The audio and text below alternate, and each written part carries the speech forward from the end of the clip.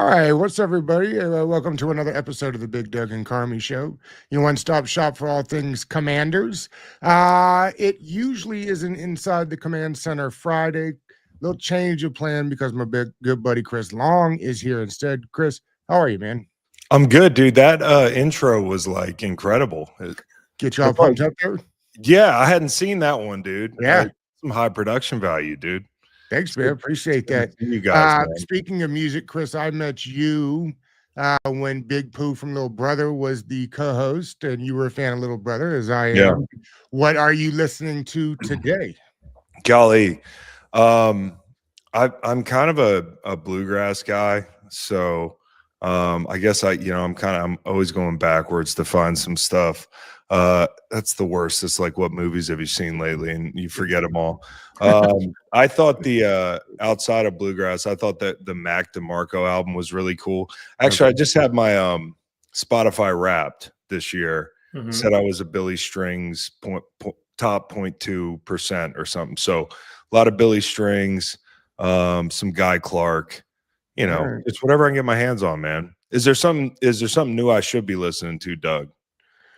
Oh God, Chris, you see this white beard. I'm still in 90s hip hop and and reggae Bob Marley. So I'm easy on the Yellow Soul. I'm old and I don't do new things, Chris. You know what? You know what's funny? Like, my kids are into music obviously now. My boys like 9 and 7, and they always ask me to play the music they like in the car, and we go like one song they like and then something I like. And they've been playing this guy Lil Tecca a lot. He's like a rapper. And I'm like, man, I'm not really into it. They're like, what do you like? And I'm like, let me show you something. And I put on Outkast. And I put on, I think it was Aquemini. And they have been asking for that group every day of the week in my truck. And I feel like I did something. So I'm pretty proud of that. Do like an Outkast bracket? Yeah, we did. Years back? Yeah, we did. It was awesome. It was awesome. Shout out to Faust. Yeah, no doubt. Chris, 2019 Walter Payton Man of the Year, is that right? Dude, I'm getting old. I don't know what year that was, but I think it was 19. I promise you it was 2019. You did your homework. That's why you were. Oh, yeah, thank you. 19. Yep. And I have been told from several other people that the hype is not unfounded. It's one of the best things that can happen to an NFL player.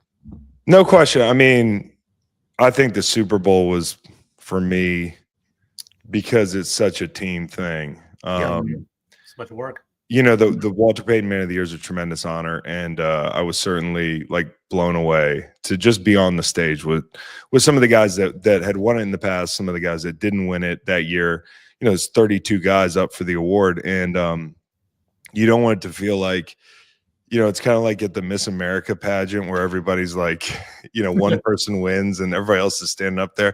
Dude, for me, I felt like everybody wins. Everybody up on that stage wins because their causes are highlighted. And certainly there's some perks to winning the deal. But I almost felt like uncomfortable winning it because, you stand next to dudes that I'm like, I know your tendency is to be humble, but I'm looking at these guys and I'm like, they're better guys than me up here, dude. I'm kind of a honorable causes and all that. I got a shitty streak, man. I'm not always like Walter Payton Man of the Year. I don't do everything perfect. I don't think of myself that way.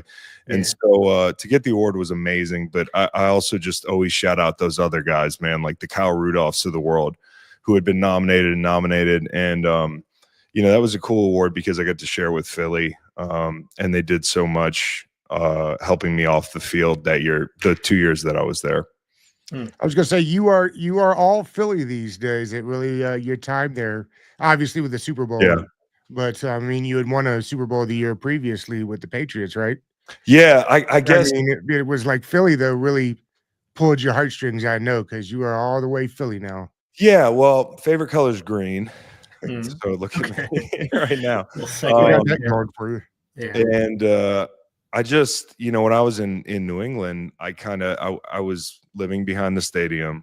I was afraid to be late to any Bills meetings, so I lived as close as possible. I didn't live in Providence or Boston. Admittedly, I didn't kind of get into the place. I appreciated the fans. They were awesome. Still to this day, I like interacting with them, and it's fun now because their team's good again. And Drake May's a friggin' stud. Yeah, he is. So they're going to be good for a while. And it's fun to see the new generation of their fandom, because a lot of those now kids were pretty young when Tom won. So you're seeing a whole deal. But Philly, it was just, I lived downtown. It was the first time I'd lived in a city like that, and I thought it was kind of a cool thing, man. And I just kind of loved the fans. There were the guys that did city workers on the side of the road, man, doing trash or whatever on a Friday morning on the way to work. And if they caught you with your window rolled down, they would start breaking out into the Eagles chant. They're throwing their stuff in the air, getting me hyped to go to work, man. It's just a super community feel. And obviously New England, you're part of a machine. You go there. I was kind of a mercenary, like many mercenaries that they've had before. It was a business trip. And along the way, I met some amazing teammates, and I loved my time. But Philly we were the first team, to do that. And it was so unlikely. When I did the New England one, it felt like relief. But when we won in Philly, it felt like you were in a fucking movie.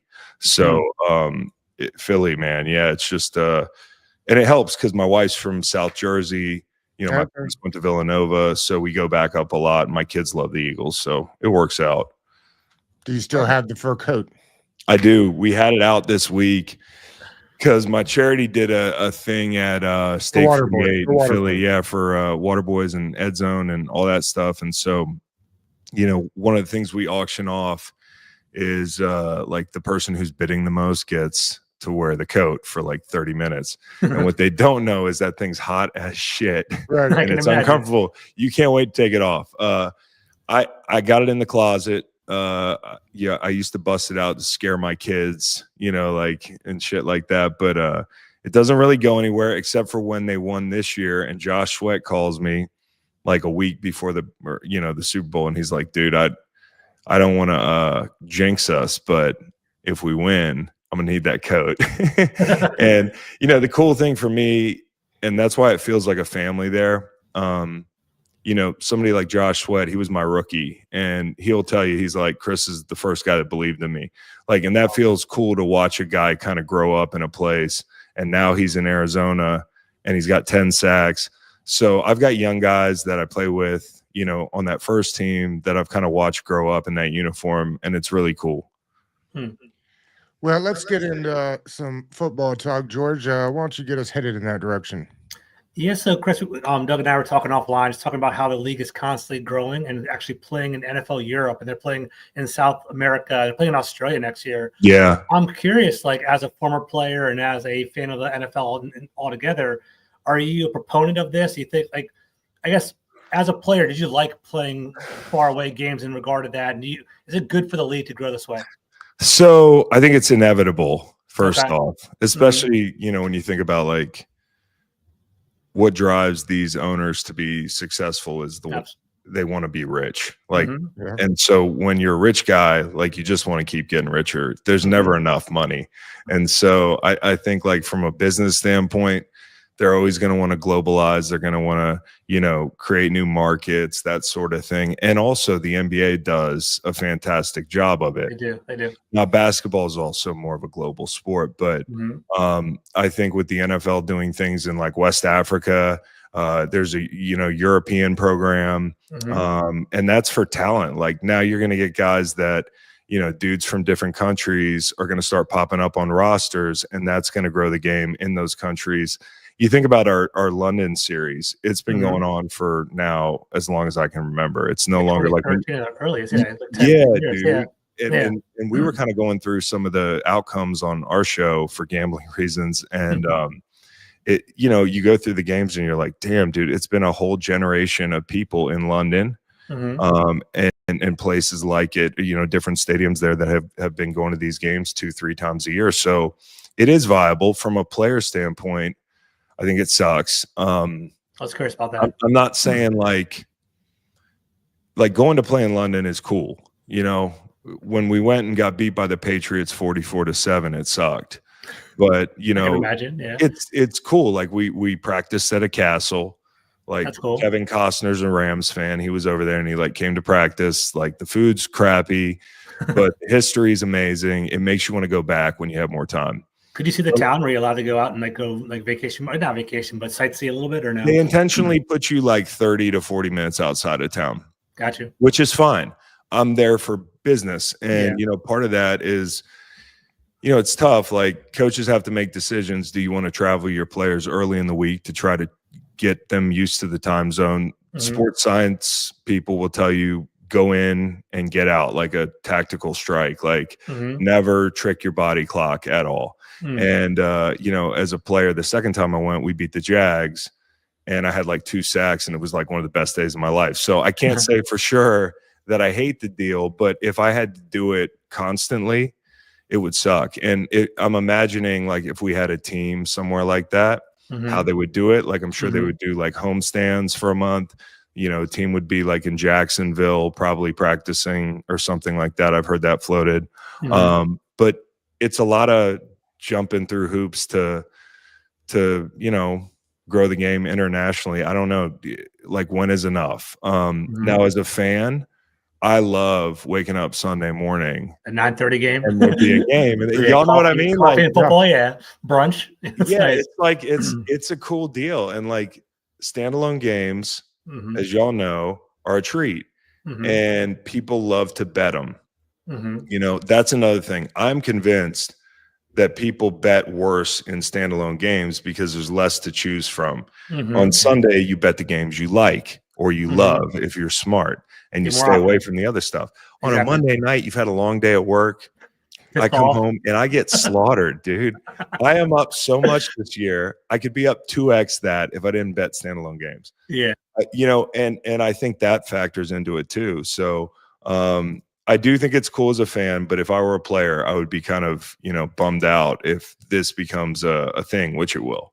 I think it will. Yeah. Yeah.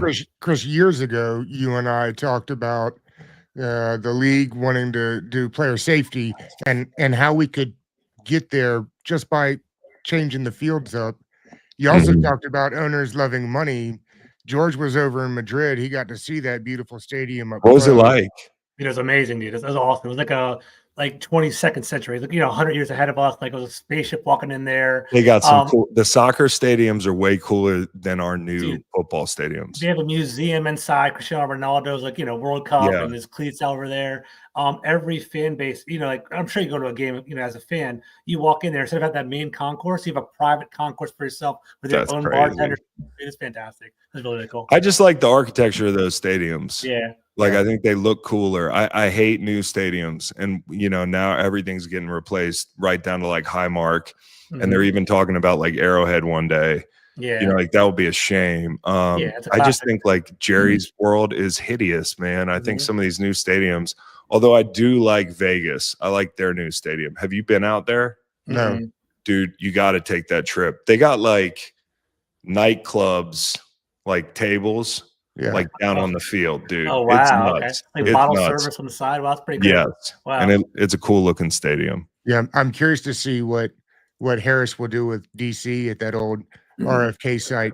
But I mean, I guess I was talking like, what will it take? You were talking about owners and their love of money. What will it take for owners to be pushed to where they could do a universal thing, Chris, where they can get sponsor money from some big company that does this, and every stadium could have the same grass, and there wouldn't be this competitive balance, and it would be better for players. And I don't know, they said they slipped over Madrid.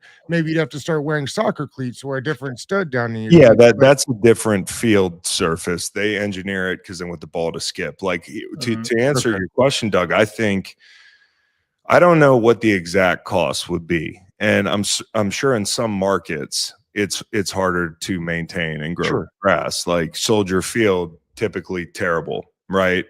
And so, but every indoor stadium, Arizona can do it for sure with their climate. They wheel it in. I don't know how you would do it in New York, but I think even if you have an outdoor stadium, it absolutely has to happen. It's a joke to me. I would think they could put like a heating element under there somewhere, even on the outdoor ones, right? Like you got to figure there's a way. Yeah. And I suppose it's super expensive, but the point is, like look how crappy a game is when a key player's out, or a quarterback, God forbid, is out, or like the NBA.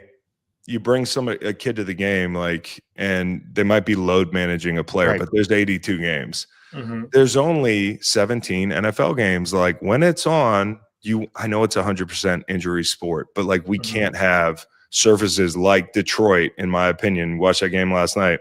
I remember that surface being rock hard. Now I know it's changed probably, but it, like the MetLife turf, it's like legendary in a bad way.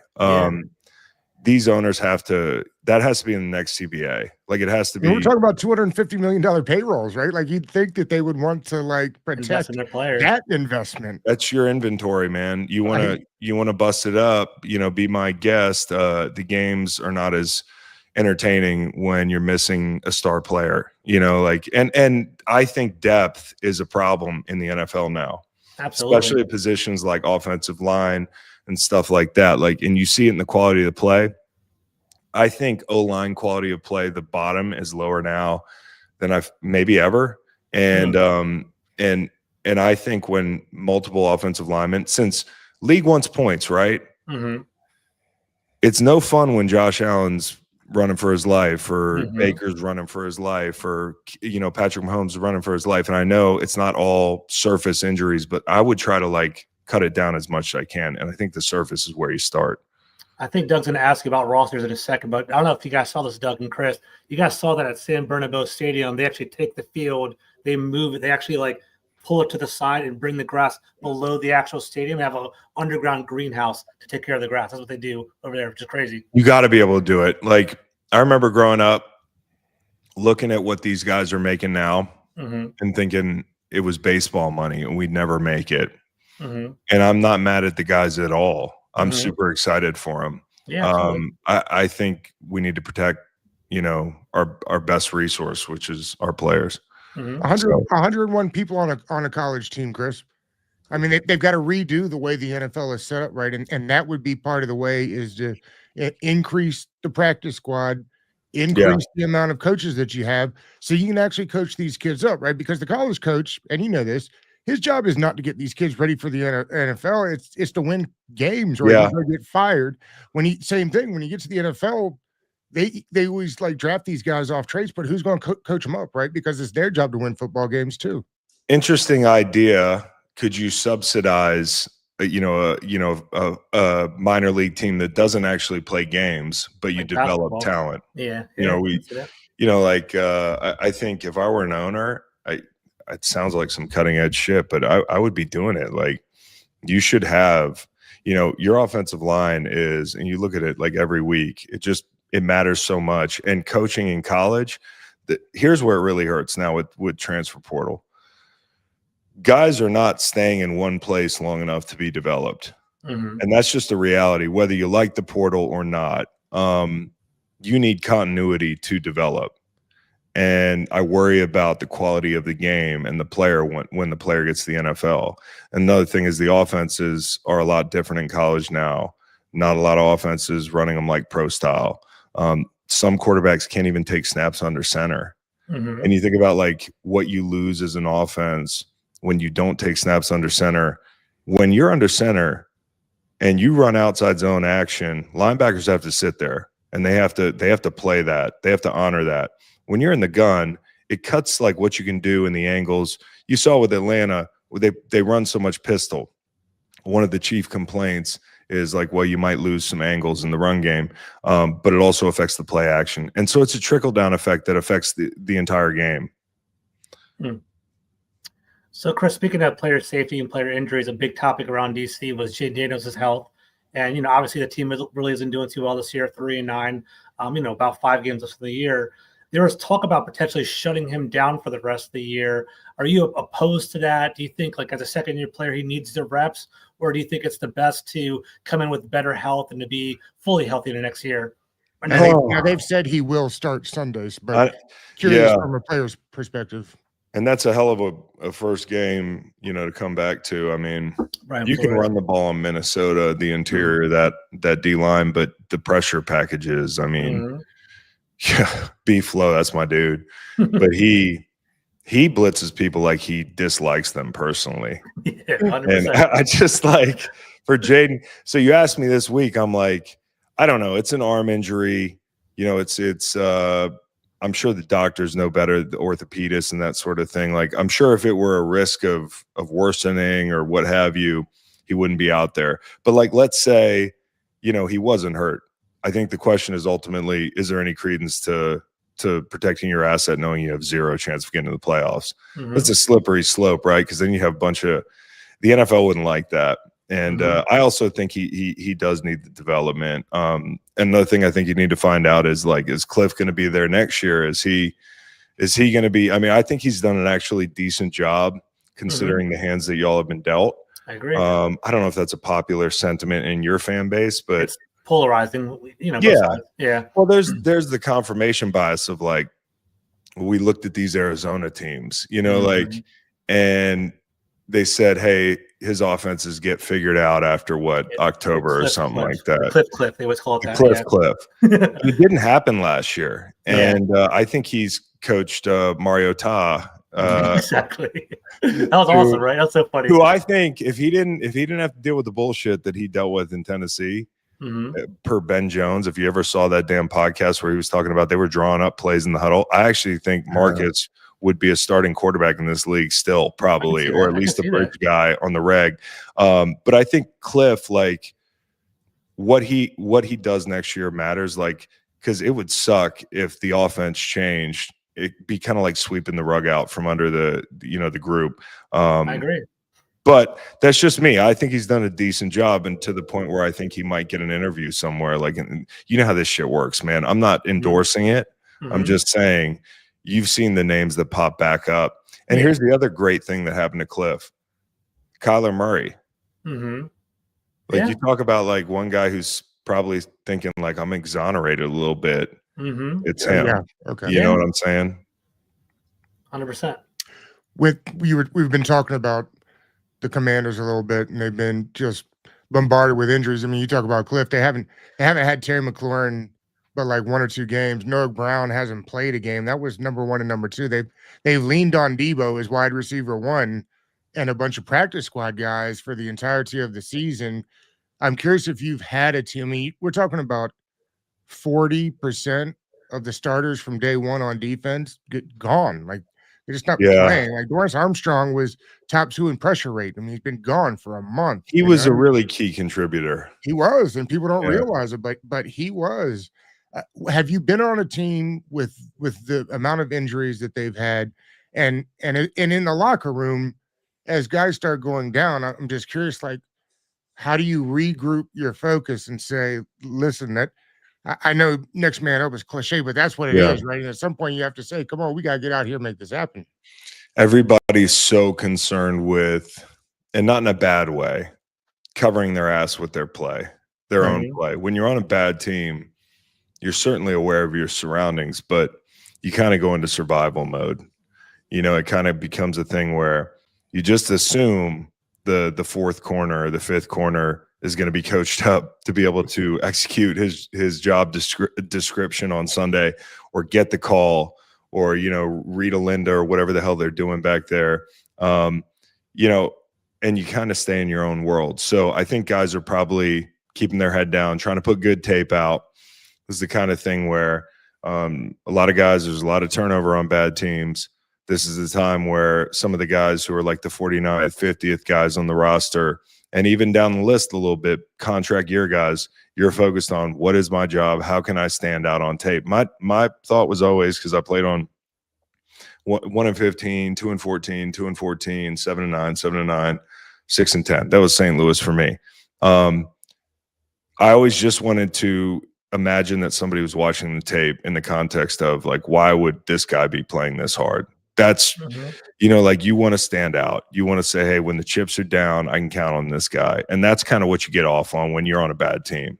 And if you've got a good group around you, like the D-line we had in St. Louis, you do motivate each other. But with the injuries, man, it's tough for this team. I actually thought they'd be able to compete, not push Philly for the division, but I still think these games will be close the way Philly's playing. Right. So we'll see. What's the biggest surprise before I get there? You mentioned Flores earlier. Will he get another shot at a head coaching gig? I hope so, man. I love B-Flow, and there's another guy who kind of gets exonerated by, the play of the quarterback down in Miami. Because remember, he was too hard on him. You know who else was too hard on the Dolphins was Vic Fangio. How's he doing? He's killing it. Yeah. For guys in Philly, they just must be different kind of guys, or it's an organizational thing. And when you're flying into a headwind like that culturally, it can be hard for a guy like B-Flow. I love B-Flow, man. He was a big part of how I got through, like, some days in New England when I was losing my mind. There's so many damn calls. It's such a complicated defense. Not necessarily the best defense for a rusher. Wasn't a great fit for me, but guys like B-Flow got me through that year, man. I got nothing but love for him, and I think he makes the most of the personnel he has in Minnesota. Coming up this weekend with your game, my favorite guy to watch on that defense is Andrew Van Ginkel. That's the guy Washington fans. If you want to watch a guy, watch that guy. Yeah, it'll be interesting if he doesn't. It sounds like we were talking to Thor Nystrom on Wednesday, and he said he didn't think he's not going to play, is he? Well, no, that Flores wouldn't be back next year. Oh yeah, not going to be back. back. I was thinking as Washington needs a defensive coordinator at the end the next year, I thought that seems interesting. Yeah, but it might not interest B-Flow because I don't know how you feel about this. Would Dan Quinn would Dan Quinn want to control the defense? I don't think so. I don't think he wants to. I think it's more of a CEO type. Yeah. Yeah, he just wants to do the CEO thing. Yeah. Yeah, he doesn't want to be doing what he's doing right now. Now he kind of said he's calling the plays now because he had to, but in a perfect world, he's not calling the defense next year. I don't know if you guys could do it because B-Flow's defense, at least what makes it go in Minnesota, is you got to have a lot of like rushers, right? And like you got to have a lot of rushers, but you also have to have a lot of really good blitzers. And I mean, like not like Luvu. Luvu runs people over, and I love that. And B-Flow would find something to do with him, but like Metellus can blitz. He can play deep third. They can mug up and get to Tampa too. Like with the personnel they have on the field, and they also have like very versatile edges. Like your edges kind of like more, either like or, right? Yeah, one or the other. I think there'd be a big personnel turnover, but maybe I'm not seeing it. I think any team would love to have B-Flow. Chris, did you get a chance to watch any of Washington's defenses here? I don't know how much, like, how dialed in you are. Like, there's, they obviously have regressed a little bit. I don't know if it's personnel or scheme, or I know if you have any thoughts on it by any chance. I thought early on it was like safety play was rough. Okay. And as the years gone on, when you lose guys like Dorrance, and I think, I don't know how much longer is this Bobby? How many more years is Bobby going to play? It's got to be it for Bobby. I can't. 1 year every single year, 1 year contract.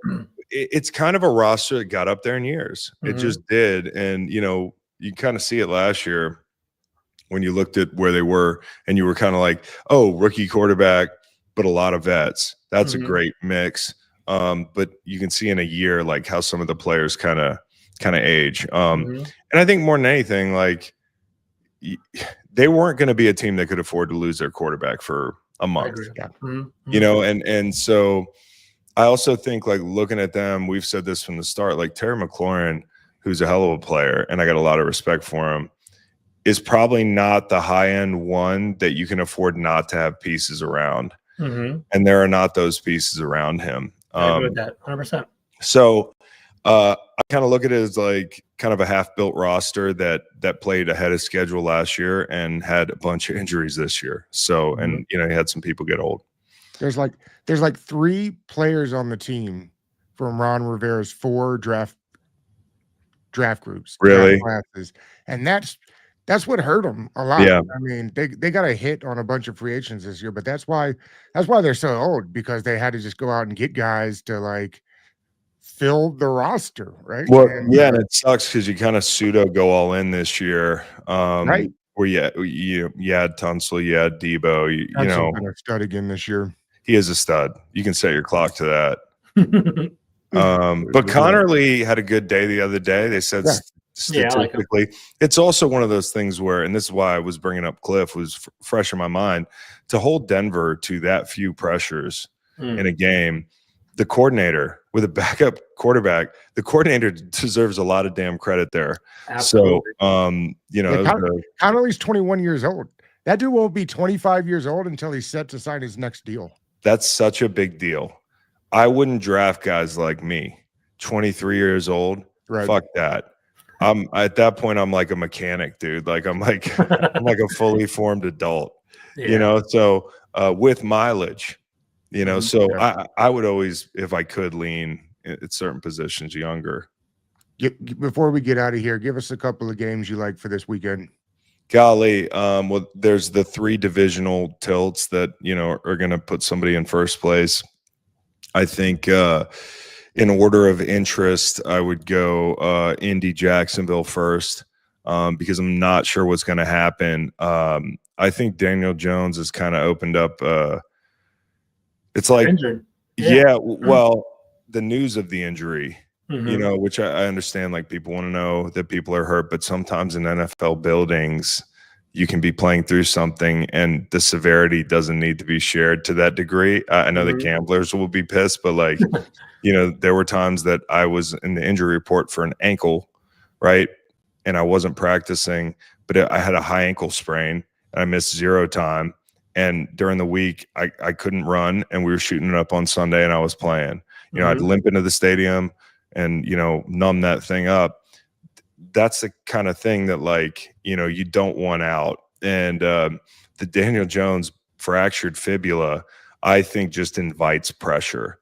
And it has. Their success rate against the blitz, weeks 1 through 9, they were top 5. Now, I think the last 3-4 weeks, they're sandwiched between like Cleveland and Tennessee, like 29th. So I want to see how Daniel Jones performs. And I'm not a big Trevor Lawrence guy.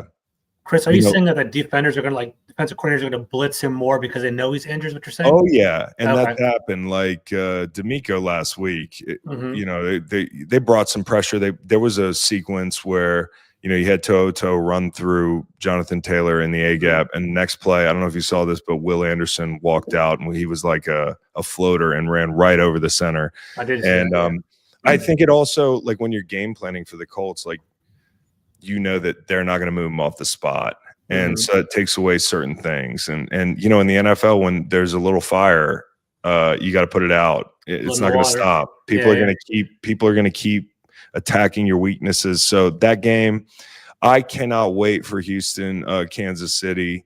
I think I'm pulling for Houston. I think if they get in, they're the team that, you know, because if they get in, that'll mean they win a couple more games. The confirmation bias on that team is so out of whack. They started the year so bad, and quietly they have stabilized that thing with Davis Mills and now CJ being back. But that defense is scary. Nasty. And if they get in, I think they beat Kansas City this week. And if they get in, it's gonna be hell. And then obviously Cincinnati and Buffalo. What more could you want Burrow back than Cincinnati and Buffalo, dude? Like, and Burrow hasn't lost in a calendar year because he hadn't been on the field much. But but I think they're like 8-0 in his last 8 starts. And so when you think about the team that nobody wants in the AFC, I think it's them. And I think it's going to be a fun game, dude. Fun game. Sounds great. So, Chris, you're the best, man. I know you're busy as hell, and to give us some time, you know, I really appreciate it. The success with the Green Light podcast has been amazing, right? I mean, thanks, dude. People are digging that thing, and appreciate you. You deserve it all, brother. So I appreciate you. You too, Doug, man. It's good to see you. And George, great catching up, man. Even though, you know, you got that hat on, bro. My bad. You got to represent. You know? You're good, dude. I got to ask you, as a UVA guy, what do you make of the Franklin hire for Virginia Tech? You know, I'm afraid for a couple reasons. Okay. One, I think there's a chance he could get a bunch of the transfers to come down. For sure. And we'll basically be playing Penn State, right, next year. And the other thing is he's a really good recruiter. I don't know how much that factors in as much these days with it's more of a business. Yeah. But yeah, it concerns me a little bit. But, you know, like is it my place to be concerned? We just won our first Commonwealth Cup in like 5 years, and the last one before that was 20. So we're happy-go-lucky, man. It is what it is. All right, brother. Be good, man. Hey, good to see y'all, man. Take it easy. See you, man. Peace.